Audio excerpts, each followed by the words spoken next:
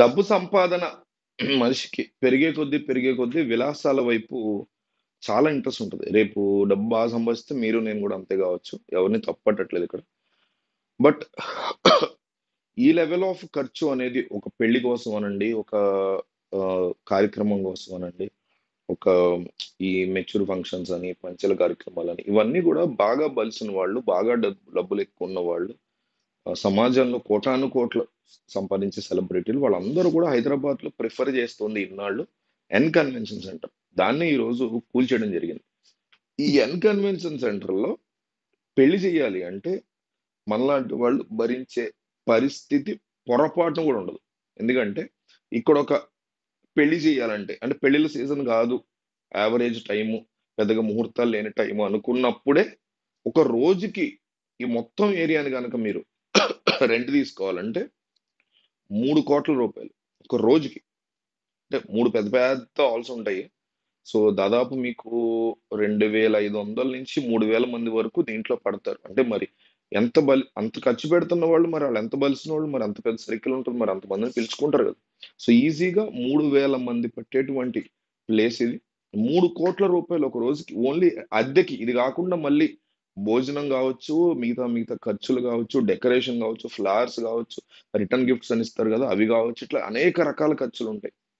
So, only rent తీసుకున్నందుకు దీని ప్లేస్‌కి రూ. 3,00,00,000.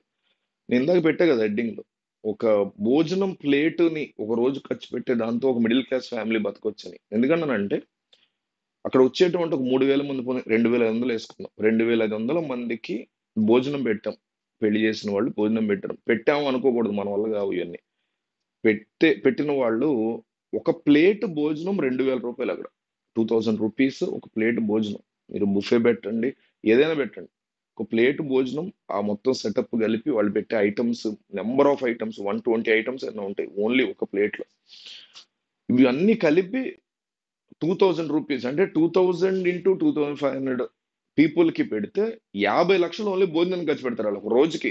అంటే మనలాంటోళ్ళు ఆ 50,00,000 బ్యాంక్‌లో యేసుకుంటే బతికేయొచ్చు. కనీసం ఒక మనిషైనా బతికేయొచ్చుగా మీరు నేను. ఆ లెవెల్ ఆఫ్ ఖర్చుని పెట్టేటువంటి అతిపెద్ద అతిపెద్ద ఇది 27,000 చదరపు అడుగులుంటది. మన స్క్వేర్ ఫీట్‌ల కింద కౌంట్ చేస్తాం గదా! అపార్ట్‌మెంట్ స్క్వేర్ ఫీట్ అని, హౌస్ స్క్వేర్ ఫీట్ అని. ఆ స్క్వేర్ ఫీట్‌లో దాదాపు 27,000 స్క్వేర్ ఫీట్స్ ఉంటది. ఇందులో కూర్చొని అంటే ఒక మెయిన్ హాల్ ఉంటది. అందులో 2,500 మంది కూర్చోవచ్చు. ఇందులో కూర్చొని ఏదైతే లేక్‌ని వాళ్ళు ఎన్‌క్రోచ్ చేసారో ఆ లేక్ అందాలను చూడొచ్చు 9 లేక్. రెండో హాల్ ఉంటది. చాలా పెద్దది. అది కూడా 500 మంది వరకు కూర్చోవచ్చు. ఇది కాకుండా గార్డెన్ ఏరియా అండ్ డైమండ్ అని ఒక పేరుతో సెపరేట్ లగ్జరీ హాల్ ఉంది. సో, ఇక్కడ 3 డిఫరెంట్ వేడుకల్ని ఒకేసారి చేసుకోవచ్చు. అంటే అంత స్పేషియస్ పార్కింగ్ అది ఉంది. సెల్లార్ పార్కింగ్ ఉంది. ఇవన్నీ గూడా ఇక్కడ ఉన్నటువంటి సిట్యుయేషన్. సో, దాదాపు ఇది కట్టి 10 సంవత్సరాలవుతుంది.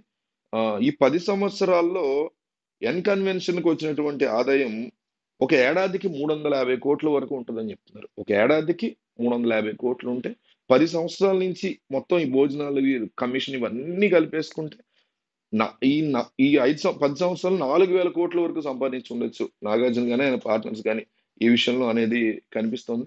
సో, ఇప్పుడు ఇన్నాళ్ళు నిజంగా ఎంకరేజ్ చేసుంటే ఇప్పుడంత నష్టమే లేదు. లాభమే. ఎంకరేజ్ చేయకుండా వీళ్ళు గనక కూల్చేసుంటే భారీ నష్టం ఫేస్ చేయాల్సుంటది నాగార్జున.